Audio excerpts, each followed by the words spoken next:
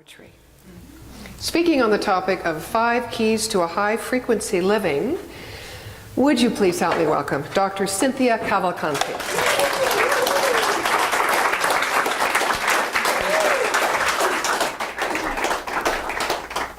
You don't mind if I rearrange the furniture a little? Would that be okay?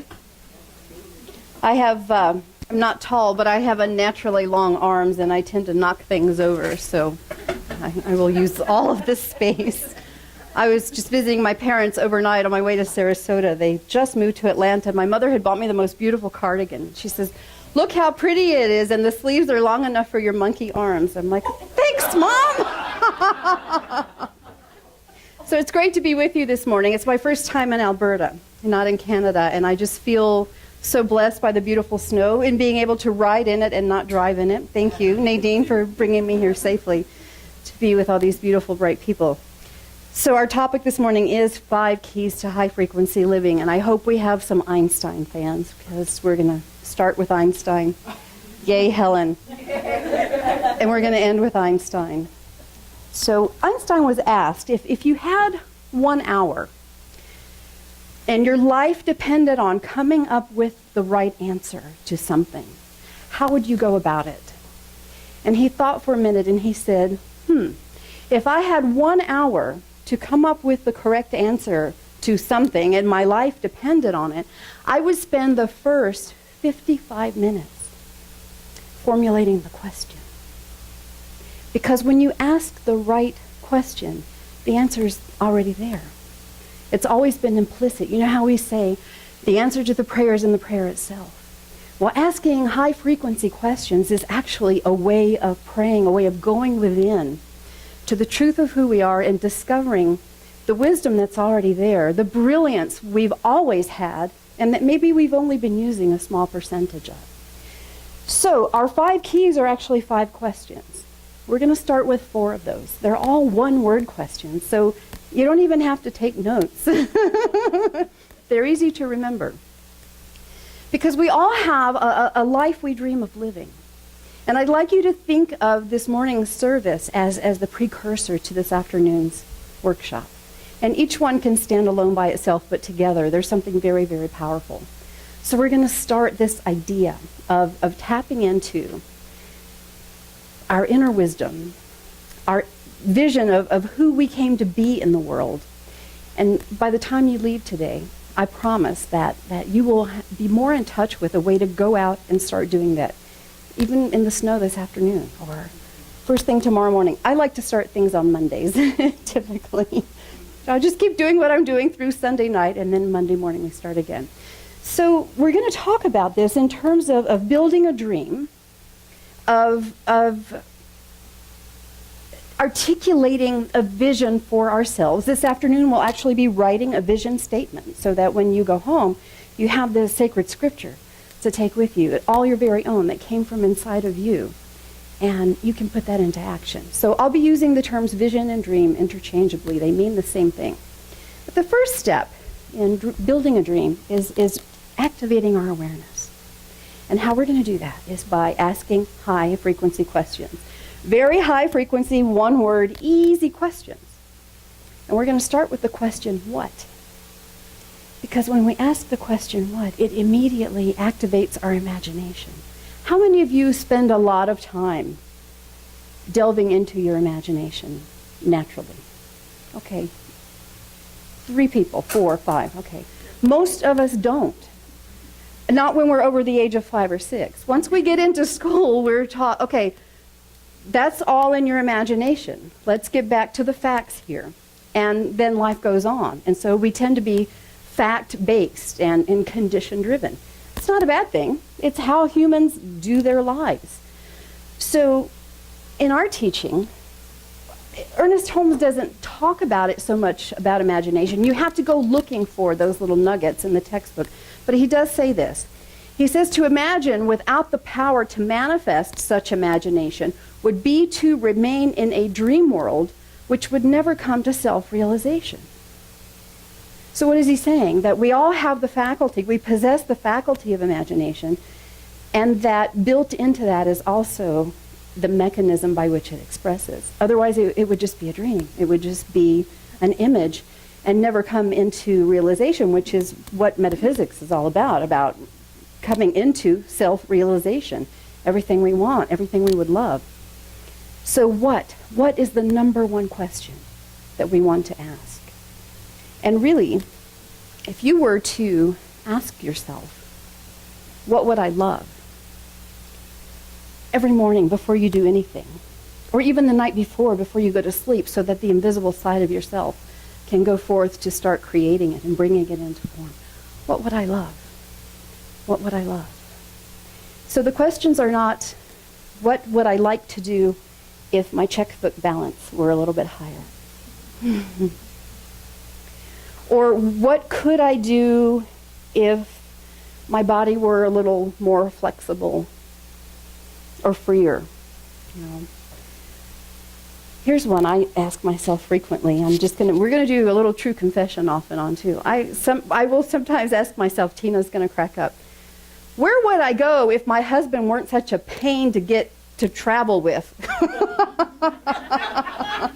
What kind of vacation would I plan if I didn't have to drag him along? Okay, these are examples of really low frequency questions. So the whole idea of what and what would I love is to create from our imagination, not from our conditions and circumstances. But we immediately, and I love that we're talking about having a container here, because we have to enlarge the container we've been accustomed to bring forth something greater. If indeed Holmes is right, and there is always something greater seeking to emerge by means of us, an expanded version of us, because spirit is coming through, then we need a greater container. There's a great story about, well, we're in the country, right? Or you're in the country. I've been in the country, and now I'm in the city, but I'm going to go back to the country. And I saw you have a fishing pole on the wall of your garage. I haven't seen one of those in... Yeah.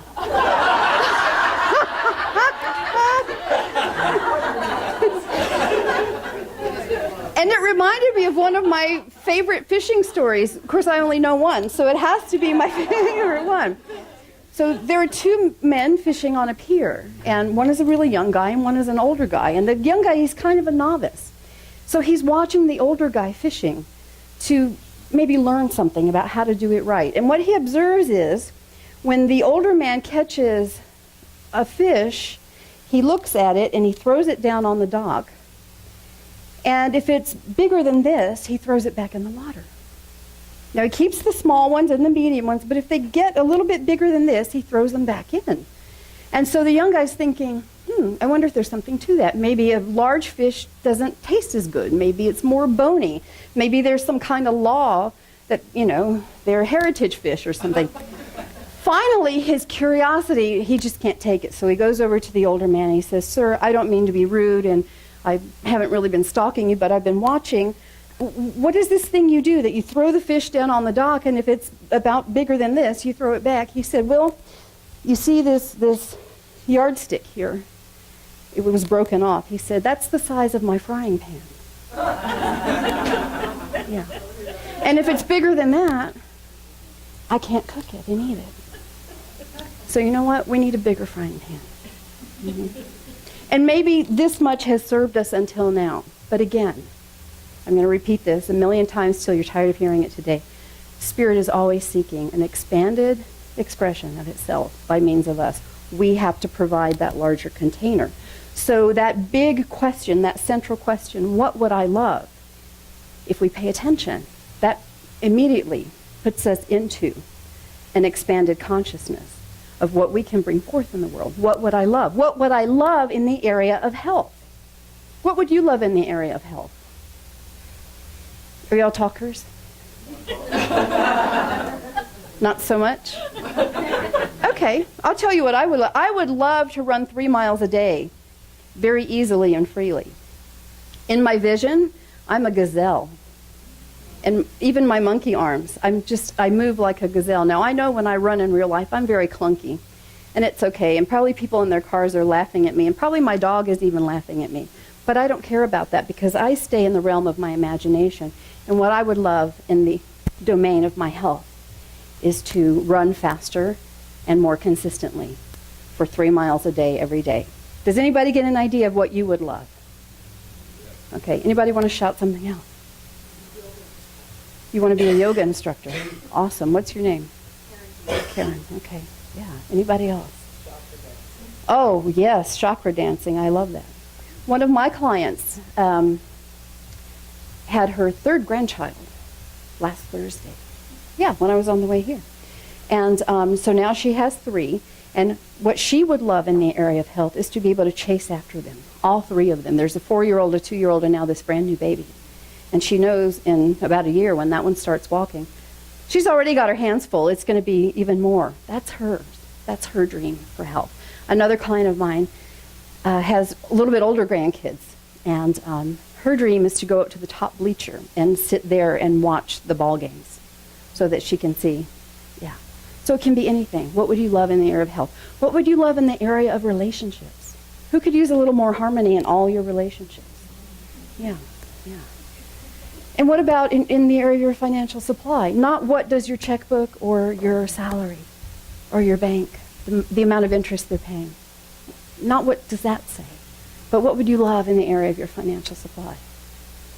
Yeah, and what would you love in the area of your career? Or I'm going to use the word creative expression, and that encompasses your work and your career and your hobbies.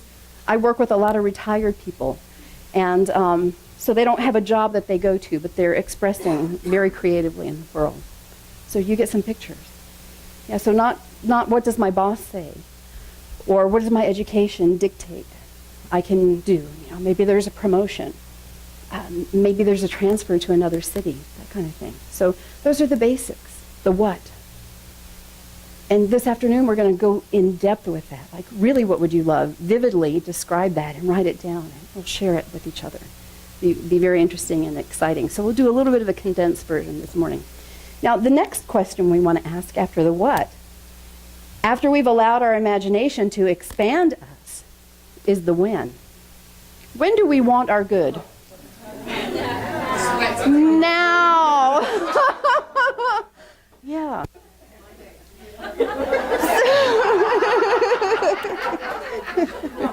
No, I want it now. I just don't want to start working on it till Monday. Okay. Now, in this teaching, we have a concept referred to as divine right time. You're familiar with this, yes? Now, let me tell you what we have done with that. We have really misinterpreted it and then lived by an erroneous version of it. Divine right time does not mean law is going to take forever, or I'm just going to sit and wait until I don't know, it's the right time, the moon is in the right place. We are selling our building, the Fremont Center, to a Hindu group, and they're the loveliest people, and they operate by numerology, and it's natural to them. My board, I'm good with that. I've studied Eastern religions and wrote my dissertation in Buddhism, and Hinduism is my favorite religion to use as an analogy to science of mind, actually. They're very parallel. But my board, they're like, why do we have to close escrow on this date? Why are they moving their statues in at this time on this day? I'm like, because their particular sect of Hinduism lives by numerology, and it works. It works really, really well for them. So when is up to us, but the only real answer to when is now. Yes? Right now. Right here, right now. We're also taught there's no time in the mind of God. Everything already exists in its full expression at the level of potential. So as we create that larger container, we're also acting as a magnet to attract it to us faster. And if we go ahead and be that person, so I'll use the example of my clients. Eleanor, who now has 3 grandchildren and wants to chase after them. My question to her in our one-on-one sessions is, what can you do today? With the amount of body freedom and energy you have today, what can you do today to be that woman, that grandmother? And she came up with some great ideas about what she can do. My other client, what about, what can you do today? If you can't climb up to the top bleacher, she said, well, you know, I could at least go to the game. Mm-hmm. Yeah. And so her son has one of, I don't know if you have those can I say those tacky chairs in Canada? They fold out and there's a cup holder on it. Okay, now in California there's a giant version. And they're like $100. And it's like a giant version of this, but it's yeah. So that's what she's going to do, is take that tacky chair in the back of her car, and her son is going to help her with that. That's what she can do today. So it's not, I'm not going to do anything until everything is right. Okay, when is now. Okay, and we have to be part of that now energy. We can go ahead and be that person to the fullest extent possible in this moment. All right, so what comes after when? Well, let's see. We've got what? We've got when. It's never why. Where, exactly. It's where. Where do we want our good to happen? Now this one, right here and right now, okay, in this place, okay. But what about when we go home from here? Okay, everywhere. Now, here's the thing about high-frequency living. When you ask a high-frequency question, you want to be very detailed and bring a whole new level of specificity to your questions and to your answers and to your vision. And we don't think this way naturally. In fact, sometimes in metaphysics, we tend to think in generalities, and there's nothing wrong with that. But I really want to invite you today to put your full self in, especially those of you who are coming to the workshop. Put your full self in and trust your imagination and trust the part of you that already knows. And if it sounds a little crazy and it's a little scary, then that's a really, really good sign that you're on to something. So where? Let's talk about it in terms of the domains in our lives. Where would you like your health to manifest? Okay, in your body? Okay, where in your body? In your back? Okay. Heart? Okay. For me, it would be like in really strong legs, in a strong heart for stamina. What else? Okay. Mind? Okay, and chakra dancing, where does health need to be manifesting? In chakra dancing, wherever your points Okay. Okay. the whole entire system is not all mixed together. All right. But even still, what it does is it'll bring up an area that maybe some Okay. Right. Very good. And then where are you doing the chakra dancing? Well, actually, I just started doing it, and it's we were doing some chakra dancing drum circle. Okay, boom, drum circle is another where. See where I'm going with this? Maybe it's in a yoga studio. Okay. Maybe it's on the bleachers. My health is manifesting on the top bleacher at a ball game. My health is manifesting at my grandchildren's house. Get it? Okay. So yeah, it's right here, right now. It's in the body generally. It's in specific parts of the body. But it's also in geographic locations or the places we frequent. Yeah. Where is a huge question. It seems so unassuming, doesn't it? One little word. Where? And everywhere is not wrong, but we want to be very specific about what everywhere means. Okay. Okay. Where would you like your relationships to manifest? Yeah. In that connection with another person? At home? Maybe, did somebody say in the bedroom? Woohoo! Oh, wait, we're being recorded, aren't we? Sorry, Mom. Okay. How about the kitchen, maybe? I mean,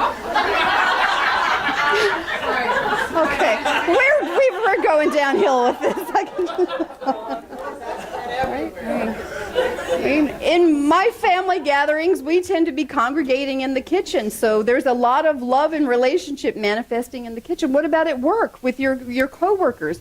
You want harmonious relationships to be manifesting there, don't you? Yeah.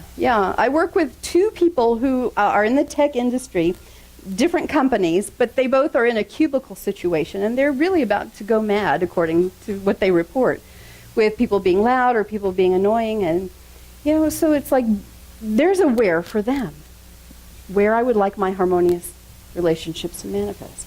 So everywhere you go, but be specific about that. Okay, so what about the money? Where would you like your financial supply to manifest? Okay, all right, what else? And how you tithe. Woo! There's a winner, absolutely. Thank you, Susan. Okay. In your bank accounts, in your investments, in what you share, and how you give. But what are some other places? Maybe your tax return, in a paycheck stub? How about at a coffee house or at dinner? And there's some of these places, they overlap. If your idea of a wonderful time is to have a romantic dinner with someone you love, there's a where for, that's a what you would love, a where you would love it in terms of relationships, and maybe your money too. The ability to pull that money out and just pay for a lovely romantic dinner. Or groceries. Nadine and I went to a market yesterday, and I'm being all generous. I want to buy the food for this afternoon, and you have some weird thing called a chip in Canada. I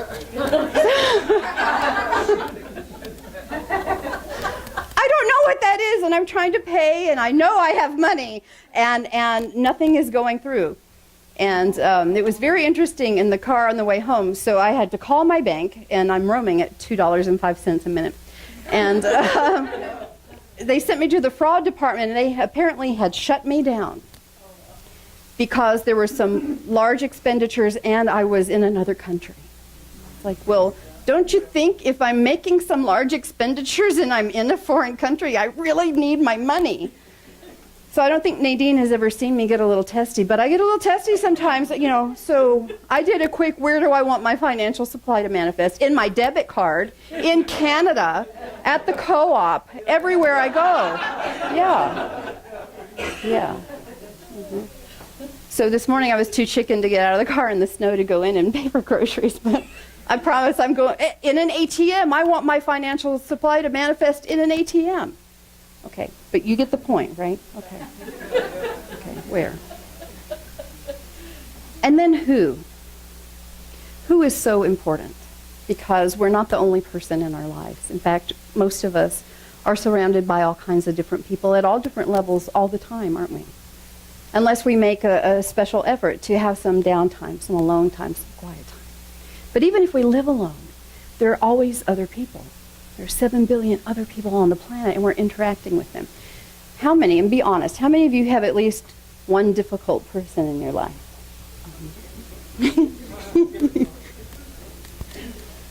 So there's a story of 3 salesmen who specialize in farm equipment.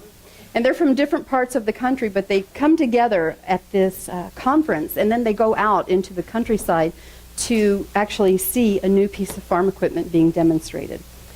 And one is a Hindu, and one is Jewish. And the other one is only religiously devoted to pessimism. He doesn't care about whether there's a God or not. He's just a dedicated negativist. So the other 2 are so happy when it's in the evening and they're going home because this guy has just been really awful. And the 3 of them get in their rental car, they're headed for the airport, and the car breaks down. And they're out in the country, so they can see a farmhouse in the distance, and they said, let's just walk up and ask for some help. So they get to the farmer's door, and the farmer's wife says, we have a mechanic in town, Joe, but he closed at 5 o'clock, and he won't be able to help you till the morning. But we can take you in, and we'll feed you dinner. We have a guest room with 2 twin beds, and there's 3 of you, so one of you will have to sleep in the barn. And they said, okay, not a problem.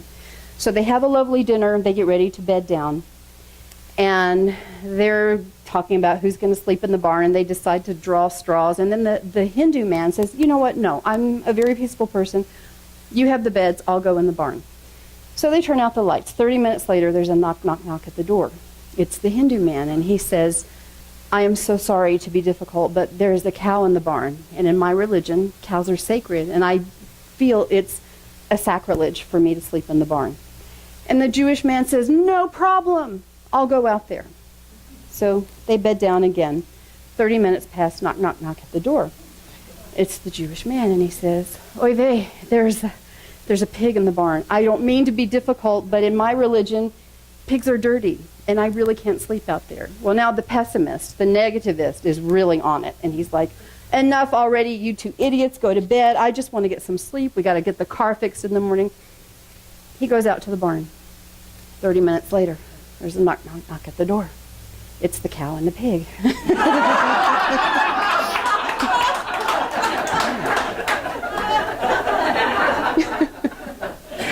So, we have people in our lives sometimes who are difficult to relate to. So as we are thinking about the life we dream of living, as we are thinking about expanding our consciousness, and so by extension, energetically, right, the container within which all this beauty is now going to unfold, all this good, this higher level of expression, we want to be really clear about who's going with us. And it doesn't mean we throw out the people who aren't wonderful or don't support us or however, whatever makes them difficult to us. It doesn't mean we abandon them. But we want to be very clear. So who applies to all four of the domains of life: health, financial supply, relationships, creative expression. When is the last time you asked yourself, who would I love to participate in my health? Very, very important. For my client Eleanor, my student Eleanor, it would be her grandchildren. Those grandchildren are on top of her list. So if I ask you that, who would you like to participate in your health? Who comes to mind? She's your everything. I can tell. That's wonderful. Yeah. Okay. Yeah. So for some people, it will be a physician, maybe a massage therapist, maybe a Reiki master, maybe a yoga teacher, maybe a personal trainer. Spouse, children, grandchildren, maybe a neighbor. Who else? Who else participates in our health? Okay. Yeah. Yes, very, very much so. Very much so, yeah. My dog is my everything, and he's running right along beside me. Maybe it's an exercise partner. It's wonderful having an exercise partner. What about, and this sounds redundant almost, but it's not if you think about it. Who do we want actually to participate with us in relationships? What kinds of people? Let's say that we are bringing about for ourselves an expanded expression in our work, in the gift we give in the world and for which we're compensated. Now, let's say we're going to a new company or into a new industry altogether. We don't know who's going to be there. But we can definitely decide in that moment what kinds of people will be there. Does that make sense? Like, I didn't know exactly who would be here today. I know the usual suspects.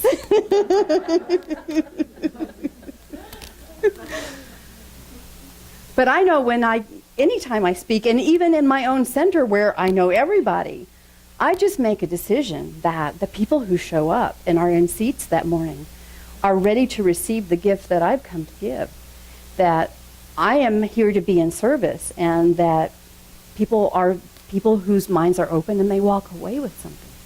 And you get to do that in every area of your lives. So not everyone is looking for a soulmate. I work with a lot of people who are. That's what they're wanting to demonstrate in the world, is a life partner forever and ever, and that's great. But that's not the only kind of relationship there is. So our consciousness, the invisible side of us, always goes forth in advance of us to create the space, to create the time, to create the good, and that includes the people. Yeah. So we're not going to know their names, and we're not going to know who they are exactly. But we get to create how they are. So raise your hand again if you have a difficult person in your life. Okay. Now, who would be a volunteer? Because I can show you right now, guaranteed, how to change them. Peter. Yeah? Okay. Are you willing to share who it is? Yeah. Okay. All right. Who is it? It's A roommate? Okay. Does the roommate have a name? Aaron. Aaron? And is it a man or a woman? Yeah. Okay. And what's wrong with Aaron? What's so terrible about Aaron? What makes Aaron difficult?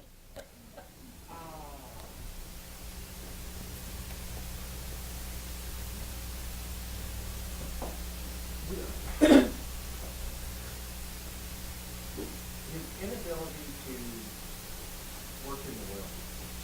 happens in my world. Okay. Oh, that's the worst. I love people who really know how to work in my world on my terms. Okay.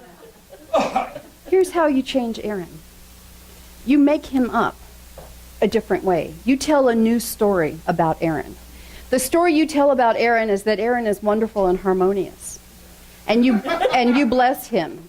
And that he's in your world for a reason, and that you celebrate that reason. And that you immediately presence yourself as a harmonious roommate. And I promise you he will change. Now see, we don't create people, do we? Only the divine does that. And we certainly do not have control over their actions. But how they are to us is entirely of our own creation. So you do have the power to transform Aaron. Every single one of us has the power to transform everyone in our lives by making them up in a different way and telling a new story about them. Now, in every one of these cases, we want to use our imagination and be specific. So, Peter, for you, it's like playing a film in your mind about how he is in your world. And it's not magic. It's just about we put ourselves on a higher frequency. Higher frequency living means we are asking high frequency questions, expecting high frequency answers, and putting ourselves on the frequency of where that good already exists. If you're down here on the frequency of my roommate Aaron is difficult, he's going to be difficult.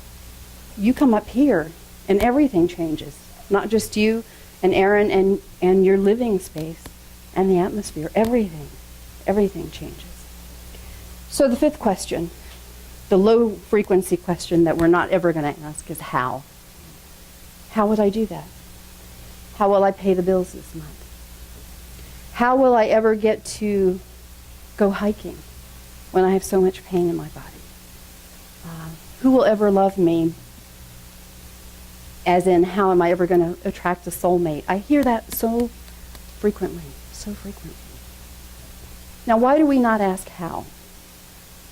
We're brilliant and we're creative, and we certainly have the power to bring about in our lives everything we want and exactly the way we want it. And what usually happens is when we have our demonstration, it's better than we ever imagined, isn't it? How many practitioners are in the room? Yeah. And don't you see that when you're working with clients as well? When you give a prayer treatment for someone, don't they often, if not always, report that the demonstration they had was better than they ever would have dreamed? It's this or something even better still. But the how is not up to us. Because how is condition driven. If I say, how am I going to go to Italy this summer when I've only saved this much money, that's a dialed down question. A dialed up is, what would have to happen? First of all, what would I love, which would be, in this scenario, to go to Italy this summer. Okay. And what would have to happen in my world for me to get to do that? Okay. Law takes care of the how. How many of you are advanced in your study of science of mind? Okay, and how many of you are beginners? And how many of you are brand new and have no clue what we're talking about? And that's okay too. Yeah. In fact, sometimes we want to approach this always as though we're brand new. Okay. The law of mind is what brings into effect the how. We don't need to know how. We need to know the what, and we need to know it vividly. And we need to know the when and the where and the who. We're going to talk about that again this afternoon in great detail. So Einstein again, I promised you we'd finish with Einstein. He talks a lot about harmonic frequency. And he says that there's nothing we can dream up that cannot materialize. That's always the case, that if we can think it, the mind we're thinking it up in knows how to bring it forth. And the how is divine law. He says once you create the harmonic frequency of something, it cannot help but manifest. This is not philosophy, this is physics. So how we create the harmonic frequency is to be that person. To ask those 4 high frequency questions and go there in our imagination, put our energy there and bring ourselves up here and be that person, be the grandmother, be the soul partner, be the healthy runner, be all of those things. And it cannot help but manifest because we are on that harmonic frequency. So I really hope you'll come this afternoon. How many of you think you have other plans? But you know, it's snowing outside, and we already have lunch prepared for you, and it's wonderful. So we'll start again at 12:30. Seriously, and even if you don't, if you truly must go today, don't walk away without making a commitment to me, to yourself, to start asking of your inner wisdom a higher question in a higher way. Because when you do that, when you ask the what, the when, the where, and the who, and you leave out the how, your magnificence emerges in a greater way than ever before. I guarantee it. This is the truth, and it's absolutely wonderful, and so are you, and so it is. Namaste.